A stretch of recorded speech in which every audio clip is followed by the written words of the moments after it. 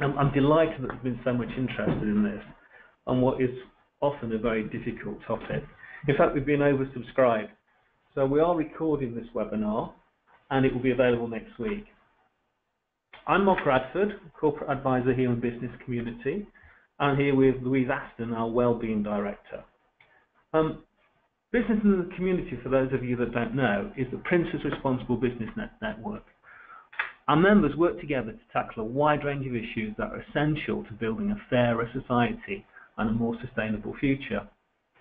We're business-led, we're issue-focused, and we've got more than 30 years' experience mobilising businesses.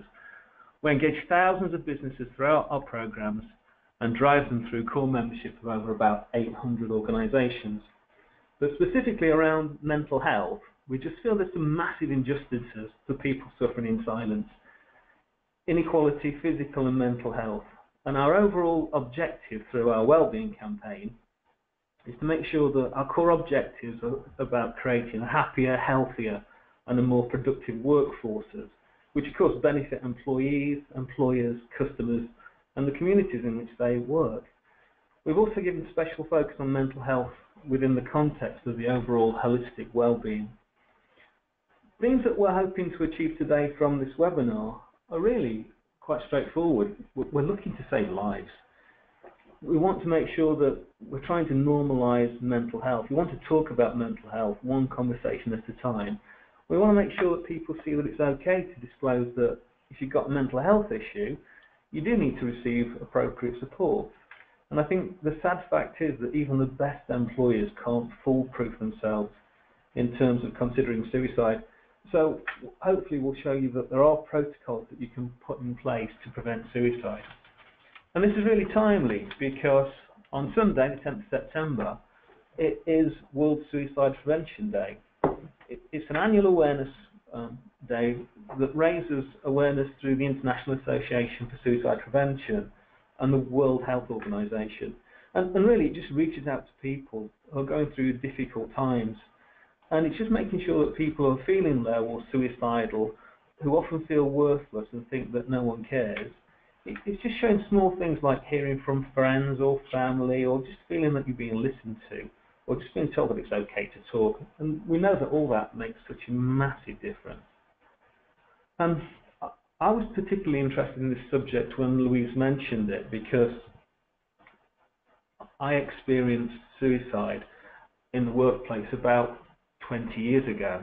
I was working for a large bank in a management team that looked after several branches, and someone in a branch took their own life. It was devastating for all of us, and it wasn't just the fact of what happened on the day, it was the repercussions. So things like telling the family, telling the friends. We were a really close-knit organisation and community. It was about every time a customer came in that they were asking where this person was, even down to the fact that as we were going through paperwork and seeing this person's handwriting or signature, it was just devastating. And within 2 or 3 months, everyone that had worked there at the time that this happened had left the organisation or left the branch. And it just left a massive legacy that was so difficult to help. And there's lots of common myths around suicide. So people think that people who threaten suicide are just seeking attention. Well, in fact, people who say they want to die should always be taken seriously. It will be that they want attention or a sense of calling for help, and giving some attention may just actually save their life. There's also a myth around if a person's taken seriously about taking their own life, then there's nothing we can do about it. Well, suicide isn't inevitable. It's preventable. Most people who experience suicidal thoughts don't go on to take their own life. And the next myth is around most suicide happens in the winter months, and you can see yourself that the peak time for suicide is in the spring. But suicidal thoughts, feelings and behaviour may happen to anyone at any time. Another myth is that once a person's made a serious suicide attempt, that person is unlikely to make another. Well, again, you can see yourself that people with a history of attempting suicide are at an increased rate of dying by suicide. So if someone's made an attempt on their life, it's essential that we help them and give them the appropriate support. Louise? Yeah, so I'm now going to, thanks Mark, I'm now going to talk about the kind of scale of the issue and some key facts. So this is a really useful infographic which you'll find in our suicide prevention toolkit for employers. And the scale of the issue is actually a lot bigger than you might think. So basically in 2015, nearly 5,000 people, well, nearly 5,000 suicides were registered in England. So that means that actually someone took their own life nearly every 2 hours. That's 2.5 times more than road accidents. And of course, that number of suicides, the nearly 5,000, is only the tip of the iceberg, because there's a lot of people who die by suicide, but they're not registered. It's a real gender issue. 75% of suicides are male. And interestingly, only 30% of suicides were by people who'd had contact with mental health services in the past 12 months. So what that kind of says, just because basically you might be working with people who aren't in the mental health services, there's still a risk that suicide might happen.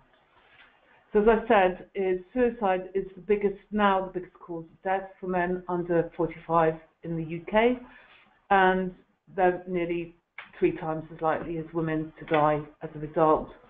But having said that, is worryingly, the female suicide in England is at its highest since 2005, and suicide is now the leading cause of death among young people aged from 20 to 34. So just looking at that in a bit more depth, is to do with younger people. Again, there's more prevalence with males. It's the biggest cause of death for males aged 15 to 35, and you'll see from this infographic even greater than accidental poisoning and exposure, cancer, and again transport accidents. So there are certain people in higher risk categories. We've already talked about men remaining the most at risk group. Some men are less likely to seek help and basically are harder to reach. The suicide rate for women, although lower for men, as I said before, has been increasing. In terms of age, the age group with the highest suicide rate is 45 to 59 for men and women. But as I said before, younger people's suicide is on an increase. Another risk factor can be bereavement. So people are far more at risk after the death of a family member or friend. And again, sexual orientation and gay identity is significantly higher amongst the lesbian, gay, bisexual and transgender community. So other risk factors include mental illness. Around 1/3 of people who die by suicide have been under specialist mental health services in the year before they die. This includes treatment for illnesses like depression, bipolar disorder and schizophrenia. There's also strong linkages between socio-economic status and suicide in terms of inequalities in suicide risk. So there's higher suicide in terms of lower socio-economic groups. There's also some patterns of behaviour that can indicate a risk of suicide, and these include alcohol and substance dependence. Self-harm is most common in people under 25, which is also an indicator of suicide risk. And psychological and attitudinal risk factors include perfectionism, overthinking, feeling defeated and hopeless. Back in March, ONS actually published a brand new report about suicide occupational prevalence rates. And worryingly, men working in the construction industry were basically 44% at higher risk of suicide than the male national average. So you might have seen the new campaign Mates in Mind, which is specifically targeting that industry. But if you want to see more about occupational prevalence rates, go and check out that report. We also know from that report that actually females working in healthcare have a 25% higher risk than the female national average. Also, carers, both men and women, had twice the national average risk to suicide.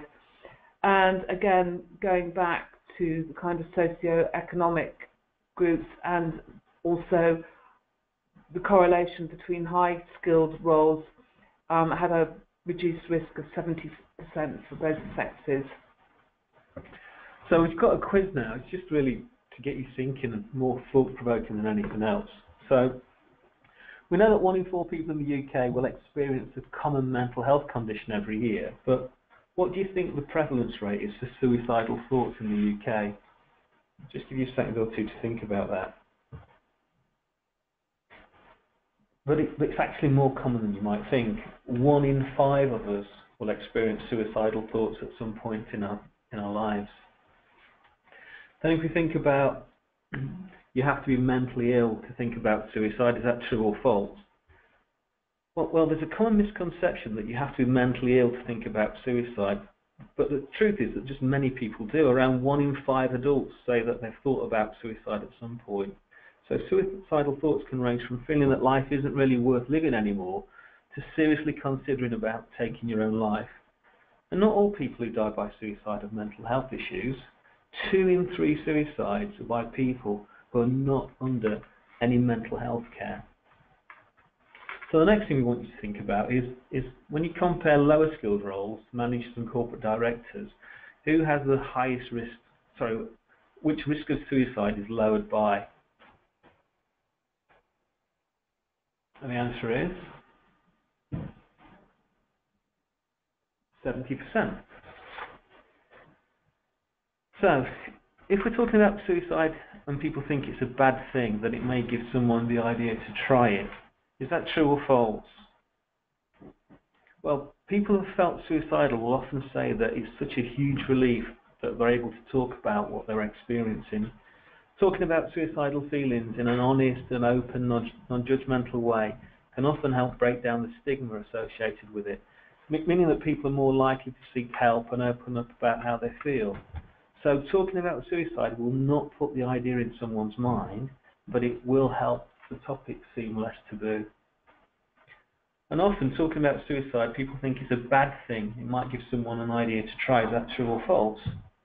Well, as I've just said, people who felt suicidal will often say that it's such a huge relief that they're able to talk about what they're experiencing.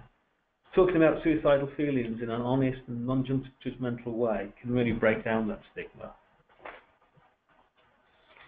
So suicide is an issue for every employer, and that is absolutely true. You might think the risk of suicide for your organisation is slim, but it's important that every employer actually treats this as a risk. So in terms of positioning suicide, is if you imagine the mental health spectrum as a continuum, suicide is at that acute end, and therefore embedding mental health into organisational culture is key in terms of being really upstream in your approach to prevention. But if people do suffer a mental health issue, are feeling suicidal, is in terms of an organisational culture where it's okay to disclose that you've got a mental health issue is absolutely key. And in terms of actually feeling it's safe and actually being responded to in a way that's appropriate and accessing appropriate support, obviously training and awareness is really key in terms of employees looking out for each other, line managers getting appropriate training and being equipped to actually signpost people to the right places to receive it. So in our toolkit, which we'll come on to later, is as well as actually developing a kind of open culture about talking about mental health and disclosing your issues, is even the best employer in the world is, I'm afraid, that suicide and suicidal kind of attempting suicide is a fact of life, and therefore continuity planning and developing protocols is absolutely key. Suicide is a really difficult topic. Basically, it remains deeply taboo. A lot of that is the inexplicable nature of suicide. You'll never really know or understand why somebody took their own life. There'll be often a lot of anger, a lot of guilt, and also, to do with suicide, it was only decriminalised in 1961, but the fact that we still have the term committing suicide in common parlance, it's still deeply tabooed. So it's important for any employer, any business, to understand the signs of suicidal thoughts early on as part of the broader mental health offering. So last year we developed in partnership our mental health toolkit for employers, which is freely available on Business in the Community's website. And why we developed this toolkit is basically there's tons and tons and tons of stuff out there freely available for employers, but basically there was a lot of employers who wanted to do something on mental health, but frankly didn't know where to start, didn't know what was good, what wasn't good. So why we teamed up with Public Health England was to take the very, very best evidence with the very best employer practice, so that's small, large, public and private, aligned with the best possible freely available resources in a really easy to use interactive format wherever you are on your journey. So in terms of actually embedding mental health into your organisation in a very upstream preventative way, I would urge you to check out this toolkit, because in terms of preventing suicide, is if people are feeling suicidal, as I said before, is the workplace should be a safe place to feel that they can disclose and not be judged. So obviously, to do with mental health, at the moment, we've really reached a bit of a tipping point. There's very powerful campaigns, national campaigns like Heads Together, Time to Change, business-led movements like City Mental Health Alliance and Business in the Community. There's a lot of kind of talk from the Prime Minister and in terms of policy, and in terms of changing attitudes to mental health. There is no silver bullet. In terms of the context, couldn't be better, but it all starts with one conversation at a time. At the bottom line is you can't manage what you can't talk about. So this is about changing attitudes to mental health at work. It's about promoting good mental health. It's about providing the right support. And this is really about destigmatizing mental health. And we know that there's a huge disparity between mental and physical health. And we know that mental health, although we're heading in the right direction, has still got a long way to go. So our 3 calls to action are very simple, and wherever you are on your journey. So talk is break the culture of silence that surrounds mental health by taking the Time to Change Employers Pledge. And what we like about that pledge, it's not an empty pledge, is basically it has to be backed up by an action plan, and it also needs a senior signatory. So it's very public, it's in the public domain, and the pledge is not an empty pledge. Our second call to action is train. So that's investing in basic mental health literacy for everyone. and particularly first aid training in mental health to support line manager capability. And again, to do with the parity of esteem, here at Business in the Community, we actually list our mental health first aiders alongside our physical first aiders. So again, really demonstrating that parity. And then in terms of taking action, is we know that there's if you check out our Mental Health at Work report from 2016 from the findings of a National Mental Health at Work YouGov survey, we know that there's a massive kind of disconnect between how senior bosses think they're doing and the reality on the ground. We also know that there's a massive disconnect between line managers considering that mental health is part of their responsibility, but it's not backed up with their capability, so the need for training. So if you were going to do one thing, we would say implement our Mental Health at Work toolkit, and on the 4th of October we will be launching a measurement self-assessment toolkit alongside it. So reducing the risk of suicide is obviously, this is our mental health toolkit for employers, and this toolkit go hand in hand. This particular toolkit focuses on suicide prevention, but it's rooted in the adoption of an open and inclusive approach to mental health in the workplace. So as I said, it builds on our mental health toolkit for employers, which it's connected to because these are interactive PDFs. I'm not going to go into a huge amount of detail in terms of what's in the toolkit because it actually speaks for itself. But I really urge you to take a look at this toolkit in relation to our mental health toolkit for employers. So one of the conversations that we had, we developed the toolkit, as I've already said, in partnership with Public Health England, but our expert partner were the Samaritans.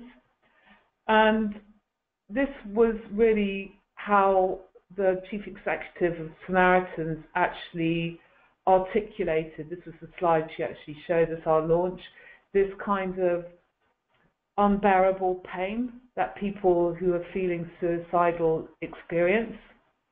So all of us, or most of us, at some point in our lives will feel overwhelmed, whether that's through relationships, through work, through financial issues, and most of us will be able to overcome that feeling. But if you're feeling suicidal, you just can't. And being in that sort of trance is, in terms of actually helping someone, in terms of disrupting, interrupting that kind of line of thought, is you can often actually prevent a suicide. And one of the really high-profile examples of that is the story of Johnny Benjamin, which is a kind of well-publicised story, who was standing in the rush hour on Waterloo Bridge, contemplating jumping, and people just walked past him on their way to work.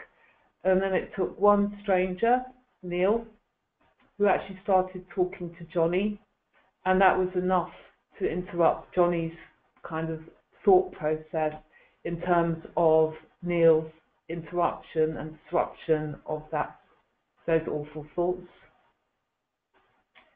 So in terms of the key elements of, as I said, just to emphasize that this is about going hand in hand with what we recommend in our mental health toolkit for employers. This is about creating a work environment that values its employees and families. It's about education and training. It's about internal communications, clear policies, procedures and practical guidance, as well as general mental health kind of literacy and mental health first aid training. We do recommend specialised suicide awareness and prevention training. In terms of actual kind of helplines with national reach, in terms of actually people knowing where to find those, or line managers. And again, as a responsible employer, it is really important that you have some kind of plan or protocol for responding to a suicide attempt or death. And again, you'll see our detailed guidance in our toolkit. The links to the toolkits are here. I was at the launch when Louise presented the toolkits, and it's probably to a room of about 150, 200 people. And I was a bit shocked, if I'm honest, by how complimentary every single person was. And the theme from the day was, no one else has done this. So if these toolkits weren't available, this information isn't available to anyone. And as I've been going out speaking to my different companies, every single one started to use these. So they are powerful tools, and you know, you really ought to have a look at them on the website. So I think in summary, I think there's no doubt that businesses are starting to wake up to the importance of supporting mental health and well-being, because it's the right thing to do, and it makes perfect business sense. And we all know that a healthy workplace is more productive, and an open and inclusive working environment helps firms recruit and retain better talent. And there's a real need to adopt a whole system approach to well-being and suicide prevention. We also know that the most effective strategy is led from the top by the chairman or the chief executive. But we know also that it requires the commitment of people from right across the organisation, from occupational health, human resources, IT, security. And really it requires an open and consistent communication, fostering a corporate culture from the boardroom right to the front line. And this will help empower employees and help them to understand that they can seek help and support when they need it without any fear. So hopefully these toolkits will give you the confidence to begin to make the most difficult conversations at work. So let's talk about suicide. Business needs to address this topic, however uncomfortable it might be, and your leadership could actually save a life. There's a chance now for any questions. If you've got any questions following the presentation, please type them in, and we'll answer as many as we can in the time that's left over. So we'll just go silent for a couple of minutes while you think about the questions, and we'll come back as soon as we've got a few coming through.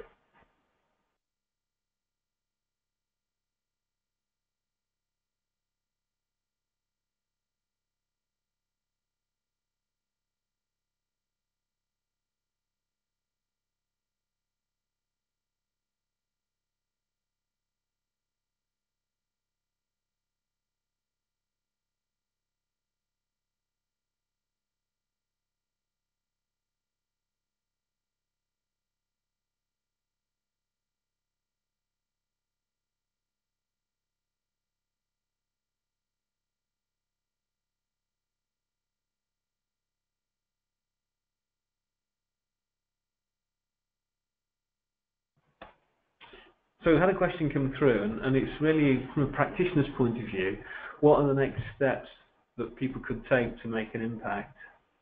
Yeah, is what we really found when we were engaging businesses initially around the topic of suicide is a lot of employers said to us, well, the chances of this happening to us is so acute. I mean, it's not so acute, it's so minimal. Yeah. Why would we bother? And I think you as a practitioner listening to this webinar is, as I said before, is suicide is a real risk. It's a real issue for every employer, no matter how small the risk may be. And in terms of any other kinds of crisis management, continuity planning, is this needs to be taken seriously. It's not the same as death in service. It's much more complex than that. So in terms of actually being responsible and having those protocols in place is pertinent to all employers. That links, your answer links into the next question, perhaps, which was that someone said that in my organisation there's an attitude that this only applies to a fraction of people, so why should we focus our attention on it? So how can we help to dispel this attitude? Well, in terms of the evidence, in terms of the facts that we went through on the infographic early on in the presentation, and particularly depending on the demographics of your particular workforce, where there are more at-risk kind of groups of people, is basically suicide is a real risk, and even though it's slim, as I said before in answer to the previous question, it is something that every employer should look at developing those protocols. But essentially this is actually linked to creating an open culture around mental health, and it's not just about the severe end of the spectrum around suicide, it's about anybody disclosing a mental health issue. Yeah, yeah. Another question's just come through, and it's about, after we've launched these initiatives and we're starting off the conversation, how do we actually maintain this focus and interest across the organisation? There's many things you can do, and again, is look at our mental health toolkit for employers. But one of the things that we've seen that's really, really, really successful are in organisations that develop champion networks or buddy networks. So you've actually got a group of people within organisations who are kind of ambassadors for mental health, yeah. but they're also bringing ideas as things kind of develop. There's an ongoing dialogue in terms of keeping it fresh and keeping it relevant. I think those, just to reiterate really, a lot of the points that are being raised now and a lot of the answers that we're giving are supported by the toolkits. So please go online, look at the toolkits. All the information's there. Thank you for your time today. Thank you, Louise, for your time as well. Hopefully you found this useful. It has been recorded, this webinar, and it will be on the site next week. So please take a listen next week. And again, if you could look at the toolkits, that would be marvellous. Thank you for your time.